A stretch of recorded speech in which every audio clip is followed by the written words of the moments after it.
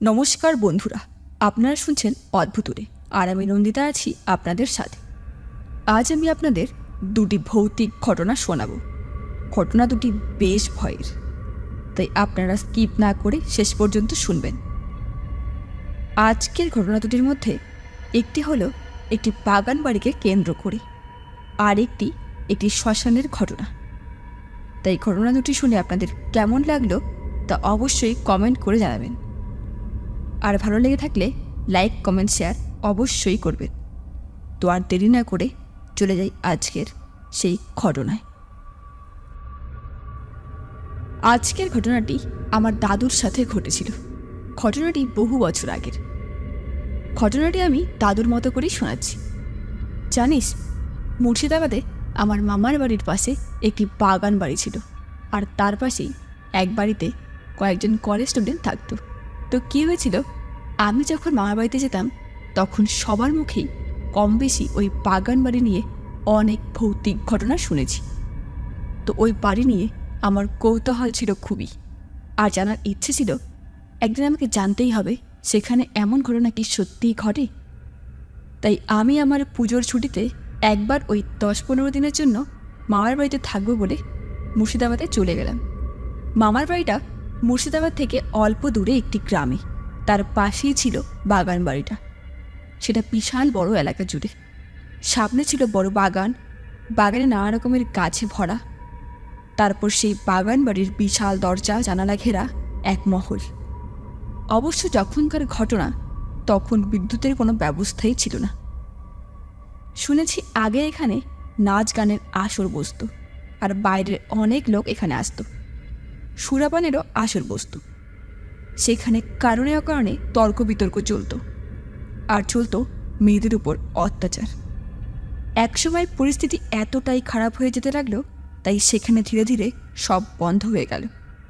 আর সবচেয়ে বড় কথা, ওই মহলের বদ্ধ ঘরগুলিতে নাকি অনেককে হত্যা করে লুকিয়ে রাখা হতো। তাই আশেপাশের লোকজন সেখানে কেউই যেত না। অবশ্য ধীরে ধীরে সেখানকার সেই বাগান বাড়ি পরিত্যক্ত এক বাগান বাড়িতে পরিণত হলো। আর ওই বাগান বাড়িটা যে দেখাশোনা করত, সেই লোকটি সেই গ্রাম ছেড়ে চলে যায়। তাই ওই বাড়ির সম্বন্ধে সঠিক তথ্যই জানা যায়নি। সন্ধে হলে লোকজন কেউই ওই বাড়ির সামনে দিয়ে সচরাচর যেত না। খুব প্রয়োজন হলে যারা যেত, তাদের সকলের মুখেই ওই বাড়ি থেকে নানা ধরনের ভৌতিক সব ঘটনার কথা শোনা যেত। আজও ওই বাড়ি থেকে মাঝরাতের দিকে নাকি ঘুঙুরের আওয়াজ, মেয়েদের কান্নার আওয়াজ ভেসে আসে, আর শোনা যায় কারোর বিকট বিকট হাসি। তাই যেদিন আমি মামা বাড়িতে যাই, সেদিন প্রবল উৎসাহে আমি রাতের খাবার শেষ করে ঘুমোতে যাই। আর আমি সেদিন সারা রাত জেগে থাকার সিদ্ধান্ত নিই। তবে বাড়ির কাউকে এই কথা জানাইনি। আর আমার মামা বাড়ি থেকে ওই বাগান বাড়িটা ছিল হেঁটে গেলে 2 মিনিটের রাস্তা। মাঝরাতে ওই 2:30টার দিকে তখন সত্যি যেন এক অন্যরকমই পরিবেশ। ওই বাগান বাড়ি থেকে ভেসে আসতে লাগলো গানের আওয়াজ, ঘুঙুর পরে হেঁটে যাওয়ার মতো শব্দ, আর থেকে থেকে হাসি কান্না মিশ্রিত এক চিৎকার।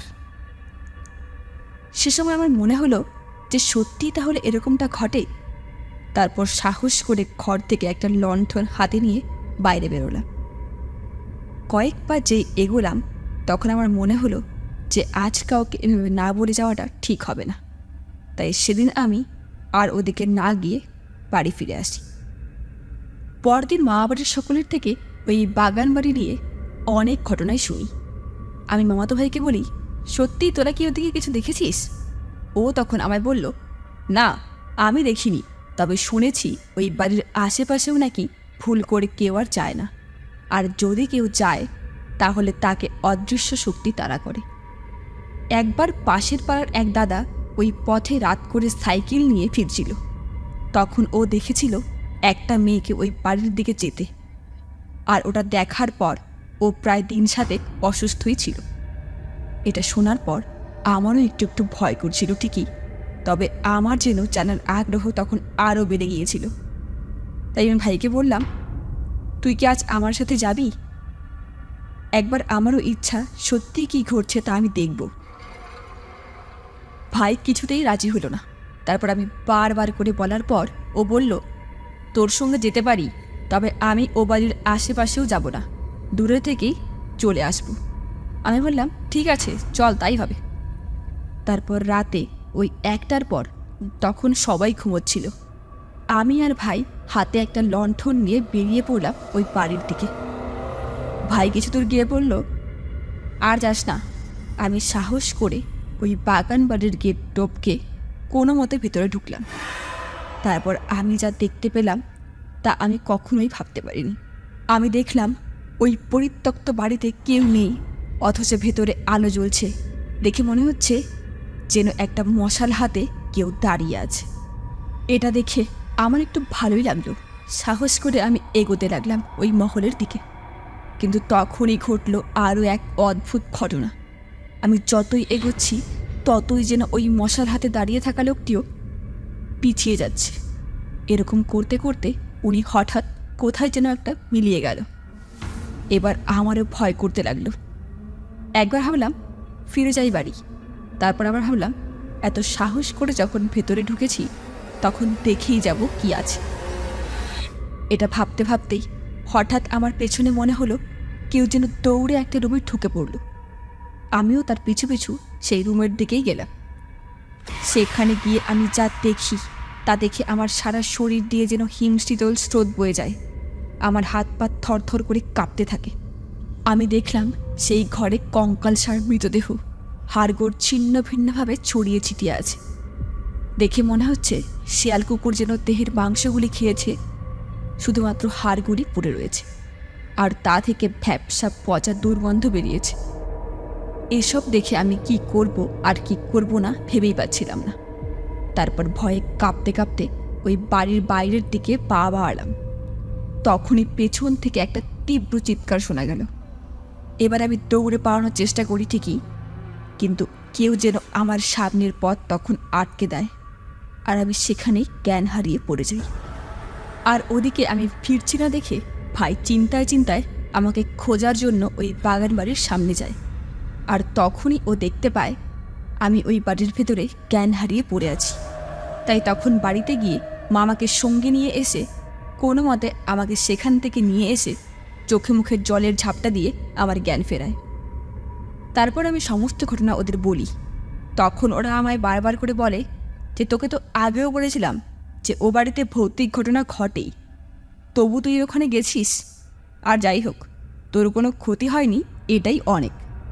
আমি সত্যি ওই হাড় কাঁপানো ভৌতিক ঘটনার কথা কোনো দিনও ভুলতে পারবো না। তো বন্ধুরা, এই ছিল আজকের প্রথম ঘটনা।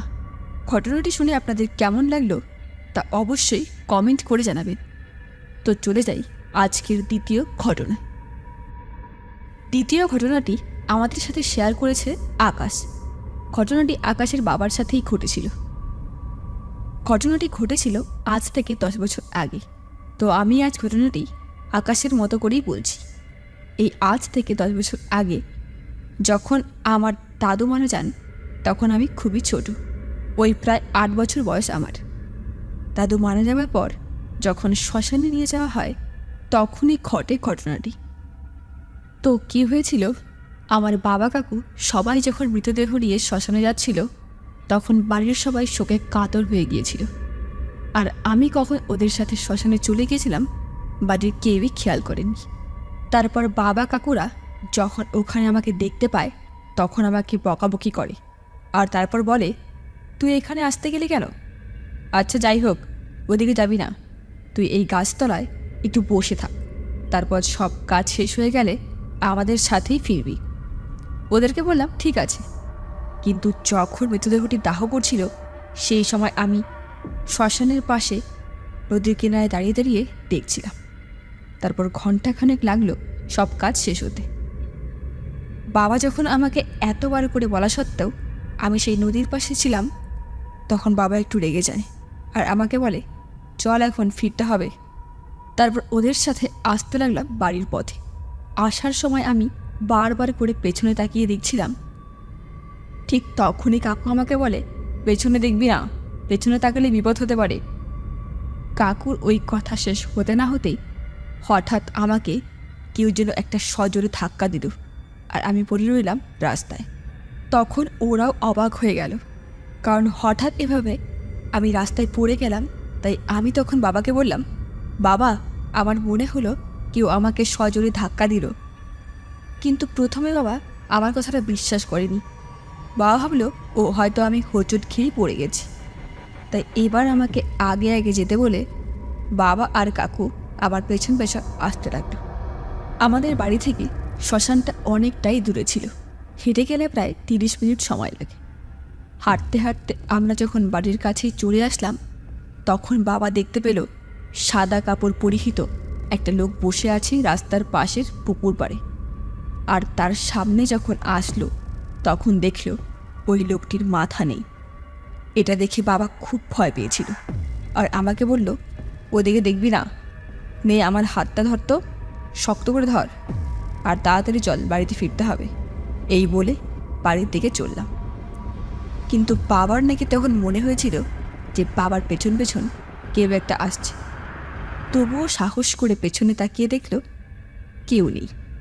তারপর বাড়ি ফিরে এলো। সেদিন বাড়ি ফেরার পর আর তেমন কিছুই ঘটেনি। ভালোই কাটলো কয়েকদিন। তারপর 4 দিনের দিন খাট কাজ করে আসার পর একের পর এক ঘটনা শুরু হতে লাগল। বাবা আর কাকুরা যখন নদীর পাড়ে কাজ করছিল, তখন নাকি একটা কালো বেড়াল ওদের পাশে ডেকেই যাচ্ছিল। এটা দেখে ওদের কেমন জানি একটা অন্যরকমই লাগলো। তবে ওটা পাত্তা না দিয়ে কাজ শেষ করে বাড়িতে চলে আসলো। বাড়ি এসে দেখে বাড়ির গেটের সামনে ওই একই কালো বেড়াল বসে আছে। এটা দেখে ওরা আরও অবাক হয়ে গিয়েছিল। তারপর বেড়ালটাকে হঠাৎই যেন আর দেখতে পেল না। সেদিন আবার সন্ধ্যায় যখন ওরা বাজারের ওদিক থেকে ফিরছিল, ফেরার পথে ছিল রাস্তার পাশে একটা বিশাল বড় বাঁশঝাড়। ওই বাঁশঝাড় থেকে একটা কান্নার আওয়াজ ভেসে আসছিল। 2-1 পা এগোতেই দেখল একটা মুন্ডহীন দেহের কেউ বসে থাকলে যেমন দেখায়, ঠিক তেমনি কেউ যেন বসে রয়েছে বাঁশঝাড়ের পাশে। কিন্তু ওরা সাহস করে জোরে জোরে হাঁটতে লাগলো। তারপর কিছু দূর এগিয়ে রাস্তায় একজন লোককে দেখতে পেল, আর ওনাকে তখন বলল যে উনি কি কোনোদিন এরকম কাউকে দেখেছেন। লোকটি বলল যে উনি প্রতিদিনই এই রাস্তা দিয়েই বাজারে যান, তবে কোনোদিনও এমন কিছু উনি দেখেননি। আর কারোর সাথে যে এমনটা হয়েছিল সেটাও উনি শুনতে পাননি। উনি বাবাকে এও বললেন যে হয়তো তোমাদের বাবার সৎকার চলছে, তাই তোমাদের সাথে এমনটা হচ্ছে। তখন আমরা কোনো রকমের সাহস করে বাড়ির দিকে চলতে লাগলাম। বাড়ি পৌঁছানোর ঠিক আগে হঠাৎই একটা গাছ থেকে জল পড়ল বাবার মাথায়। বাবা তো একেবারে অবাক হয়ে গেল, কারণ এত রাতে কোনো কিছুই গাছের উপরে নেই, অথচ জল এলো কোত্থেকে। কাকু তখন বাবাকে সাবধান করে বাড়ির দিকে টানতে লাগলো। ঠিক সেই মুহূর্তে পেছন থেকে আবারও একটা চিৎকার শোনা গেল।